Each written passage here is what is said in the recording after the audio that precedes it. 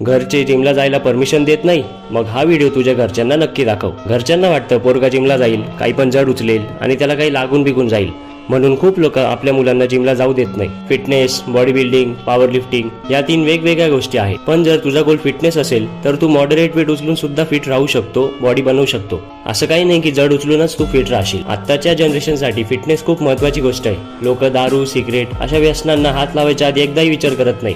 जर तुमच्या मुलांनी पार्टीसाठी, पबला जाण्यासाठी पैसे मागितले असते तर लगेच 1000 रुपये काढून दिले असते. पण हे सगळं न करता त्याला जिमला जायचंय, स्वतःला बदलायचंय, काहीतरी चांगलं करायचंय, तर त्याला तुम्ही अडवताय. या जगात फक्त 2.36% लोक जिमला जात आहे आणि त्याला पण त्याच्यातलं एक व्हायचंय.